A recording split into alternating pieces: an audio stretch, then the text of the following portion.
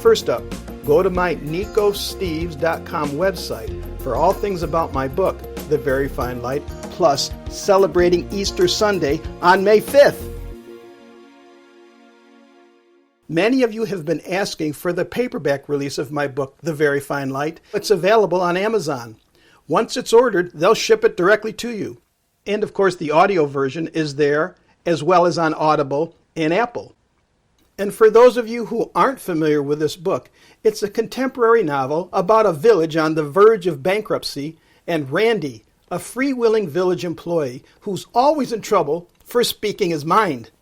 So don't forget to put your name on my mailing list at nicosteves.com in order to get even more advanced information on The Very Fine Light.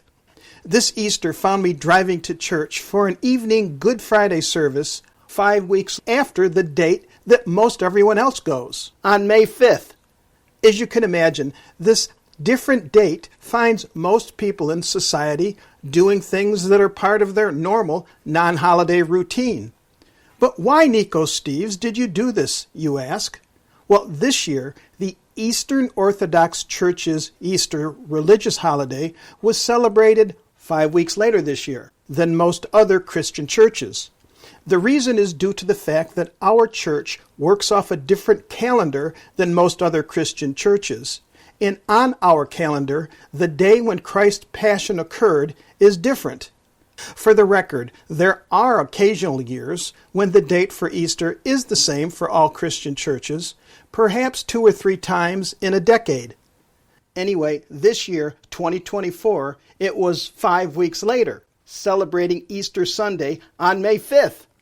Now, the Good Friday evening service I was driving to would begin at 6:30 p.m., and while en route to the church, I had to stop for a long red light at a large metropolitan intersection which was filled with cars. And while waiting for the light to turn green, I glanced out my window as there were gas stations, a grocery store, and a group of restaurants alongside this intersection. And this moment, while I was waiting for the light, I was struck by how lively things felt. I saw parents, I figured driving children most likely from after-school activities. It looked like there were workers heading home from work. Some were stopping to pick up groceries for the weekend. Others were gassing up their cars for weekend jaunts. I imagined many daily activities as I watched them buzzing all around. And this is all normal, non-holiday routine activities, nothing of any real note, normally.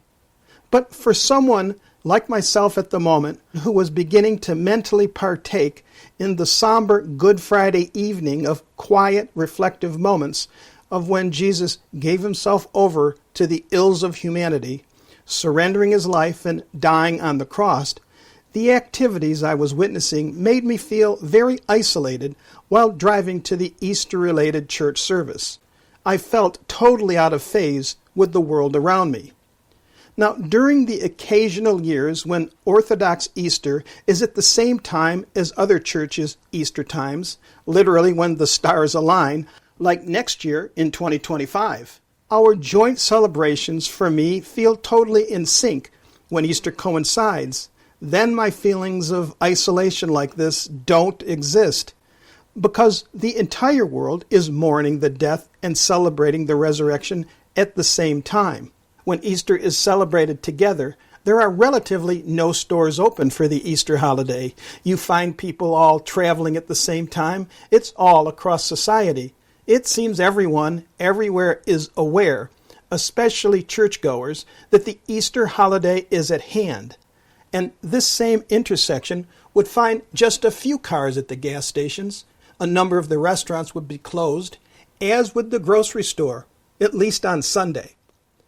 And so as I sat at the red light the other week and watched life going on around me, I wished I could have been out there like all those other people, living a normal Friday evening. And I remember that I've always felt like this during the off-year Easter times when driving out and around, ever since being a kid, looking out the car window at the regular world of activities and being removed from it all.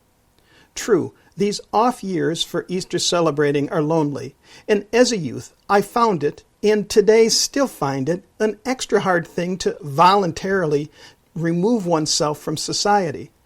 But this removal from society and the relative feeling of isolation is insignificant to the immense sacrifice of our Lord and God Jesus Christ when he gave himself over for me. Fortunately, we do it in communion with others in our own church communities, so we really aren't alone. It's just that we're not with other folks in our neighborhood, other people in our lives, on these special Easter religious holidays. And the family celebrations have a certain undefined closeness to them all. The special Easter dinner, the Easter egg hunts with other family members and close Orthodox friends is always extra special. It's that spiritual bond with all who celebrate Easter when together, no matter when they celebrate. So the feelings of exultation and joy that we all share in common in communion with the risen Christ is a great time. I would not trade it for anything. Though off-putting, because I'm not part of everyone else's day, it takes a person much deeper into the passion of Christ. At least that's how it has always impacted me. And I believe the same holds true for all the other worshipers in our sanctuary on those nights and those days, for all the various Easter services. The cloistered removal from society has always made me feel closer to the significance of those moments in the life, death, and resurrection of Christ. And so, as we continually say when meeting each other until after Pentecost to the other members of our church community, Christos Anastis, Christ is risen. Indeed, he has. Plus, the Way of the M pilgrimage takes place all across France on May 26th. Well, this is Nico Steves. I hope you enjoyed this installment. My book can be found using the title, The Very Fine Light, on Amazon.com. Please feel free to contact me at nicosteves.com. That's Nikos Steves, Steves.com. If you like this episode, and for more, share them with friends. This is Nico Steves. Thank you. See you next time.